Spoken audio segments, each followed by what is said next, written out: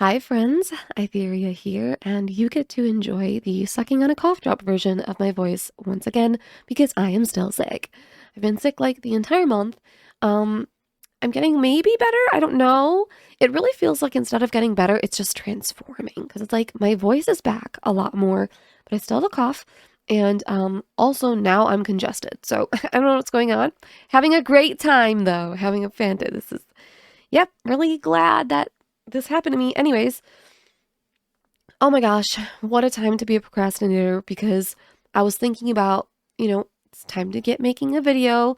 What should I make it about? I was probably going to do Guild Wars 2, which I'm still going to do if you're interested in that.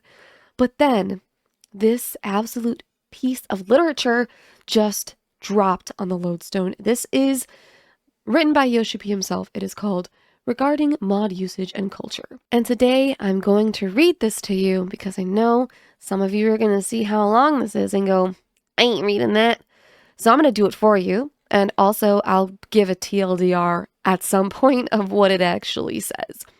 Before we read this though, backstory. We need some backstory. Why is this happening? Literally in like the 5 years that I've played this game, I don't think I've ever seen them talk about mods. It's always been very hush-hush amongst the community, kind of like, don't ask, don't tell, keep it to yourself and you'll be fine. But some users believe that modders have been flying too close to the sun, which has resulted in, and here's the backstory, a certain mod being taken down. This mod was called Mare, and what it did, from my understanding, correct me in the comments if I am wrong, but from my understanding, when you use this mod, you could allow other people to see your modded character. So usually you could only see your own mods, but if you download this mod and use it and then give people like a player ID or some sort of code, like a Mare code, they could plug that in and now you can see their mods and they can see your mods or whatever. Like you just exchange those codes, kind of like a player ID in a game like Genshin or icky, and now you can see each other's mods, and that was what it did. A few days ago, however, 14 Twitter absolutely blew up because the developer who created the Mare mod in their Discord server said, hey, I've received a cease and desist for this mod, so I can no longer support it. I have to take it down, and it went offline. And people were freaking out. Lots of people who used the mod were very angry and saying that they were going to quit the game. And yeah, I mean, I guess I don't really know how to, I don't really know how to react to that personally because I don't really care if people use mods, but I also don't care about mods themselves. Like I personally don't care that it got taken down because I don't use it, don't care about it. But I do get, having something that you enjoy and having it taken away isn't fun. But at the same time, mods have always been against the terms of service in Final Fantasy XIV. So no matter what mod that you're using, it's always a risk that at any point 14 could just pull the plug on it. So I am actually surprised that they're addressing this at all. Now, once we read this, you'll see that Yoshi says he's not talking about any specific mod, but I do think that this was inspired by the recent drama surrounding Mare being taken down. Alright, so now that we've got the backstory, let's get in and read this. And I will provide a TLDR, I guess, at the end for those of you who, I guess, don't care to read the whole thing. Just skip to whatever chapter and there'll be a TLDR. Okay, so first of all, it says, we request the cooperation of media outlets and those intending to repost this comment elsewhere. Please do not summarize or provide only excerpts. We respectfully ask that you link readers to this comment instead. Well, if I count as a person intending to repost this, I'm reading the whole thing, so yay. Hello, everyone. Producer and director Naoki Yoshida here. I'd like to address the recent feedback and discussion among the community regarding in-game mods. This post is not meant to target any one mod specifically, but I'd like to touch on the general subject of mods, their use, and the culture surrounding them. I thank you in advance for your understanding. Firstly, while I am in charge of Final Fantasy XIV, I am also a PC gamer and have been for many years. I've spoken about this multiple times in the past, but my own personal stance regarding mods, that I do tolerate them, has not changed. In the past 20 or so years, I've seen numerous positive examples of games with fan-made mods that expand upon existing gameplay. However, these mods are generally created with a vital premise in mind. They are for personal use only, and the individual player is responsible for the mods they use. Furthermore, the mods must not impact the core game, its services, or the intended game design in a negative manner. I personally feel that these rules should be followed by all mod creators and users. That being said, if players continue to uphold the above premise of mods enhancing one's personal enjoyment of the game and acknowledge that they are taking responsibility for what they download, I personally see no reason to track down or investigate gamers for the general use of mods. And I feel like this is such a big thing for them to say publicly, because for so long, it was kind of one of those things where it's like they didn't really talk about it. So anyone, reasonable in the community would tell you, you can use mods, but, don't show them on your screen on Twitch. Don't tell anyone that you're using them, blah, blah, blah, because then you're safe, right? But they're straight up saying here, this is in my opinion, them straight up saying you can use mods so long as you're, and he'll go into this more, but you can use them as long as you're following these rules he just listed, that they don't impact the core game, etc. And that it's your own responsibility. To me, this is literally an acknowledgement that they're saying we're not going to ban you for using mods as long as you're smart about it. Of course, from my position leading Final Fantasy XIV, I still feel that it is vital for players to follow our user agreement and other rules. Additionally, I'd like to stress the importance that players follow 2 rules: that their style of gameplay does not infringe upon others, and that they do not negatively impact the core game, its services, or intended game design as mentioned above. It is my sincerest hope that everyone can continue playing Final Fantasy XIV, as well as other PC games, in ways that are enjoyable to them. And I really feel like this part kind of doubles down on the whole, follow our user agreement, but, do what you will as long as you follow these rules. If you follow these rules, then, we're not gonna do anything about it. We're not gonna take action. And I just feel like that's really important to note, because he's saying, technically, we have this terms of service, the user agreement, so technically, I gotta say that, you gotta follow this, but if you follow these other rules, we're not gonna come after you for modding. Below, I'd like to elaborate on what infringing upon others and negatively impacting the intended game design entail. These are merely examples, so I don't mind if you skip over them. Please keep in mind that these theoretical examples do not single out any particular mod. Furthermore, this is not a criticism of those who create or use mods. The following is meant to deepen everyone's understanding of our stance on this matter. Altering item and character appearances. In Final Fantasy XIV, we have several extremely high-end duties that challenge players to their limit, known as ultimate raids. To defeat the enemies within these raids, players must dedicate a significant amount of time and effort. As the reward for clearing, they earn the title of Legend, as well as job-specific weapons with specialized visual effects. Let's say player A loves ultimate raids and is motivated to challenge them at every opportunity. After they clear, they proudly equip their new title and weapon as proof of their party's diligent efforts to earn them. Meanwhile, we have player B, who makes use of a specific mod. This mod allows them to bypass the conditions for obtaining in-game items, making it possible for them to equip any item in the game, including items that must be purchased with real money. Player B is busy with work, and although they have the motivation, their circumstances prevent them from progressing through any of the ultimate raids. They decide instead to install a mod so that they can at least see what it looks like to have their own character equipped with one of the ultimate raid weapons. Player B uses said mod to equip a set of items, which only displays on their client's screen. To other players, Player B's model is only wearing default gear, but on Player B's monitor, they're equipped with a dazzling ultimate weapon.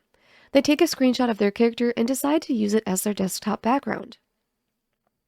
In this case, Player A has followed the rules of the game and worked hard with their party to clear the ultimate raid, earning themselves a weapon and a title as evidence of their feat. When other players come across player A using their title and ultimate weapon, they see a legend who has overcome one of the game's most punishing duties. On the other hand, should they encounter player B, they would simply see a character with their default gear. Let's imagine a scenario in which player A and B cross paths in-game. On player B's screen, player A appears with their brand new title and ultimate weapon, the same weapon that they appear to themselves as having equipped. Conversely, on player A's screen, player A appears with their title and hard-won weapon, while player B appears in their default gear. In other words, player A sees the rewards each player has earned fairly within the context of the game's rules. Player B sees a modified version of the game, but these changes are visible only to player B themselves, and thus fall within the realm of individual enjoyment. Please note that this is not intended as a judgment on the virtue of one approach versus the other. Similarly, if a player chooses to install a mod, the risk of encountering a computer virus, for example, is borne by the individual. Additionally, mods that do not adversely affect other players and which ensure visual changes are only visible to the individual user can be said to narrowly maintain the integrity of the game's design, although of course this is open to interpretation. And I'm actually a little bit surprised that this is written here, that it maintains the integrity of the game's design, which I understand why they said it's open to interpretation, because at the end of the day, like, they didn't earn the ultimate weapon. So in my opinion, like, it does still kind of go against the game design. It's just that it's only one person doing it and like nobody else can see it.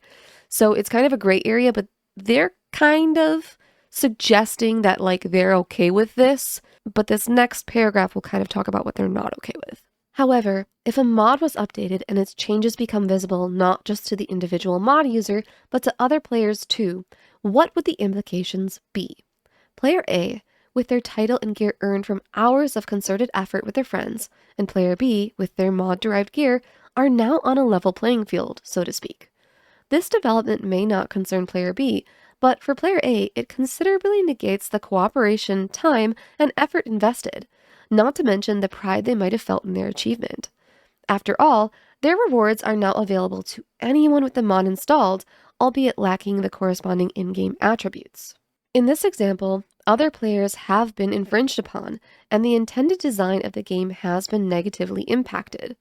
Although player B may have been unaware of the mod's precise functionality, their usage has diminished other players' motivation and circumvented the game's systems. Even if the creator of the mod simply intended for players to readily access and enjoy their favorite gear, they have detrimentally affected both the game and the wider player community. In response, our only options would be to ask that players cease using the mod, or to request that the mod creator removes the functionality causing the problem. Of course, we could also implement preventative measures in-game, but this would divert programming resources from other areas, potentially damaging the enjoyment of other players in the long run. The scenario outlined above is just one example, but I hope it helps clarify the differences between mod usage within the realm of individual enjoyment and mod usage which is damaging to the game itself. Some players might ask, well, what about a mod which only makes changes visible to other users of the same mod? The issue is that any mod which makes changes visible to others requires the manipulation or rewriting of game files, which is fundamentally even more problematic and destructive. Even supposing that this theoretical mod provided generous improvements to the game and was well received by all players, the moment a problematic feature is introduced to said mod, we must insist that players stop using it. He continues to make good points, but before I continue, I did just want to make a point of my own. Because he's talking about how it negates the value of like bothering to play Ultimate for some people. And it is true to some degree, because you might be saying like, okay, if a person who raids also decides to download a mod like Mare, then they probably will know that there's going to be some people in there using Ultimate gear that have not earned it. And I guess it will depend on the person. Some people may still be annoyed by seeing Mare users with stuff that they took a long time to actively get, and some might not. But I have actually had comments on my videos. You guys know I make glam videos. And I find them incredibly frustrating when I get these comments. It always makes me roll my eyes, and I always hate getting these comments. But there are people who will comment stuff that it's basically just like, just mod. Why put forth the effort? Just mod. And to that, I have like two things to say. First of all, really annoying for you to come and disrespect me that way, because I put my time into making this video to hopefully help and inspire other people, whether it's an informational video showing you how or where to get these kinds of glams, or just an inspirational video of like, here's some glam ideas, whatever it is, like that's time out of my day. And though I do enjoy doing it because I love glam and I love sharing that with other people, it's just so disrespectful to then just post just mod, because it's like telling me that my video is pointless and that I shouldn't have made it. So I just hate that. But then second of all, like there's also a bunch of people who can't mod because they are, you know, on console, not on PC. And then third of all, I said I had two things, but I have three. The third thing is that, like, why play the game then? Like, if you're just going to use a mod to get every glam that you could possibly want, you're not going to bother doing content, because there is content that you can do that is not savage or ultimate that has cool glams. Like Variant. I think Variant's a lot of fun. And at the end of it, like, you have to farm it a little bit to get your potsherds to then give to the NPC and get, you know, the glam in exchange. Are you too lazy to, like, why are you playing the game? I don't get it. I don't get it at all, because it's like, the point of the game is to, like, enjoy the content itself and then get the rewards. And it's like, if you don't enjoy the content at all, I just don't get why you're playing it, personally. And so for me, it is, like, even though glam is a really big motivation for me to do, like, any of the content in the game, glam alone is not enough for me. Like, the content has to be enjoyable too. So, I don't know, that's kind of a tangent, but this is just something that I also find frustrating, so I just kind of wanted to comment on it since it came up in Yoshi P's post and it's something that he's talking about. So, anyways, let's move on. Another example of such a feature. A mod that allows players to freely equip optional items and display them to others. What does that say to the players who go through the trouble of saving up to purchase these goods from the Final Fantasy XIV online store? Are these players losing out by not using a mod? Some may say that Square Enix is to blame for trying to make money by demanding that players spend extra on optional items. We operate our servers and data centers 24 hours a day, 365 days a year, with the hope that our players can enjoy a reliable gaming experience. Currently, global inflation is taking its toll at a rapid pace, driving up server electricity costs, the cost of land, and even the price of servers themselves. We do not want to increase subscription fees for players, if at all possible. But keeping our game running requires sufficient income. If we start creating a deficit, Final Fantasy XIV may no longer be able to operate. This is an example of damage dealt to the services we provide. And I also just want to say something here, because I feel like there's a lot of people who are really pessimistic about 14 right now. Not just about the story, but there's a lot of kind of bad faith, in my opinion, takes about the game, the devs, and Square Enix as a whole. Yes, Square Enix as a business that wants to make money, and yes, Square Enix does use some income from Final Fantasy XIV for their other games. Doesn't really matter how you feel about that, that is what they are going to do. But at the same time, I don't think that everybody that is part of Square Enix is evil. I don't think that, like, all of them are bad, money-hungry, like, greedy people. You know what I mean? I don't necessarily think that Yoshi P is that kind of person. I don't know him personally. Maybe he's just really good at, you know, being a public figure. I don't know. But I actually think global inflation is taking its toll and we don't want to increase sub fees for players is a really good argument. To some degree, yes, the online store is just a way for them to rake in the cash. That is true. But I think it's also true that this is part of it. Like, I think both can be true. Greed and wanting to make a profit is true, but so is the fact that, like, by making this profit, we can keep the sub fee what it is.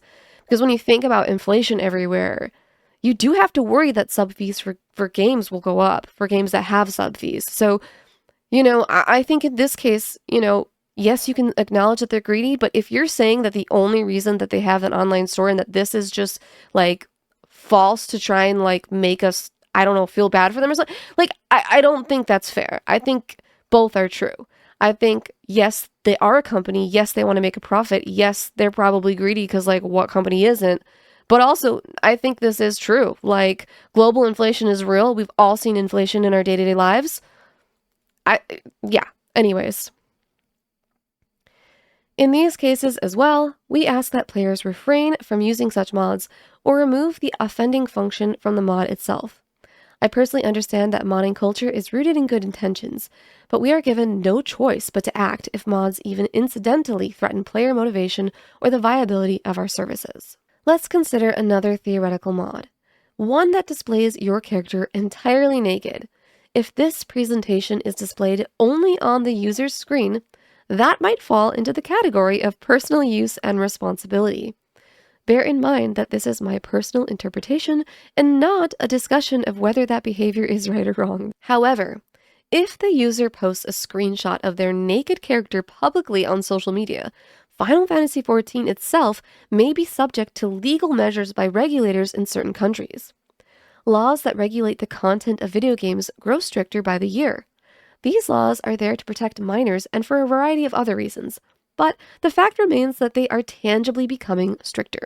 We have a duty to provide our services in adherence to the laws of all countries where Final Fantasy XIV is available, and if we are unable to do so, the distribution of our game can be prohibited. This is another example of damage dealt to our services. And by the way, if you've ever checked like the terms of services or user agreements, Final Fantasy XIV is technically rated 13+. That is who they allow to play their game. So children and minors can play this game.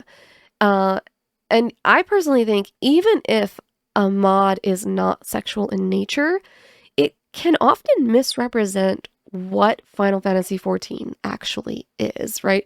Like if somebody is scrolling around on Twitter and they see a certain mod, it might actually be a good thing, right? They might be like, oh, that's so pretty, I want to go play that game. But then when they actually try the free trial, they might be like, oh, this is not anything like what I saw on the internet. I'm confused. I don't know why. And I'm not happy with this. And maybe they'll quit and maybe not. You know, it can be both good and bad, right? Like there might be some people that come to the game because they see mods. And at first they don't understand why the game looks different, but they find out and they're okay with using mods and they just mod too. But I can understand from Square Enix's standpoint why they don't want their game to be misrepresented, especially in the sense of the nudity porn stuff, okay? Like that's really big because the game it in itself doesn't have anything like that in it, you know? Like you go through the MSQ and yeah, you're not going to see anything like that. Allow me to repeat myself when I say that I do not intend for these examples to be a censure of mod users or creators. I only wish to provide some tangible examples of how using certain mods can damage other players, Final Fantasy XIV, and the services we provide, regardless of the mod's original intent. As always, we will do our utmost to keep creating a world in which all players can enjoy. Even though it may take time to do so, it is my hope to incorporate player feedback and officially fulfill as many functionality requests as possible. I am also considering how to increase the freedom of choice players have in the gear they choose to equip. While paying respects to the long-standing tradition of modding PC games, I ask that all players in turn respect our game by enjoying their fun within the confines of some basic rules. With that business aside, I was very pleased to announce the next fan festival yesterday on the 12th anniversary of Final Fantasy XIV. Yeah, it kind of ends here. This wouldn't have been possible without you, our players. Thank you all so much for your support this far, and we hope to have the pleasure of your company as we continue along this incredible journey for years to come. And one more thing, for those wondering what comes after the Japan Fan Fest, while I can't give any details just yet, rest assured you won't have to wait long. Final Fantasy XIV producer and director Naoki Yoshida. Okay, so now for the TLDR of this post, for those who didn't want to join for the entirety of it.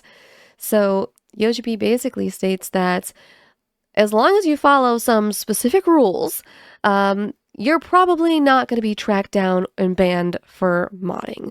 He says, obviously, you know, we do have a terms of service and we would like if you followed it, but modding is okay if it is done on like an individual basis. So basically you are the only one who can see your mods, nobody else.